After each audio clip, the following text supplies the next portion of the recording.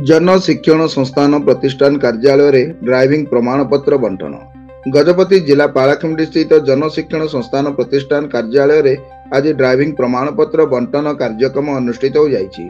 अनुष्ठान निर्देशक जीवन दास अध्यक्षतार मुख्य अतिथि भाव सीसीडी चेयरमैन जगन्नाथ राजू उपस्थित रही आज कार्यक्रम संपर्क में निज अभिभाषण प्रदान पूर्वक प्रशिक्षार्थी को अभिनंदन जणाइथिले। एही अवसर में प्राय 100 जन प्रशिक्षार्थी मानक ड्राइविंग शिक्षार प्रमाणपत्र प्रदान करा जाइथिला।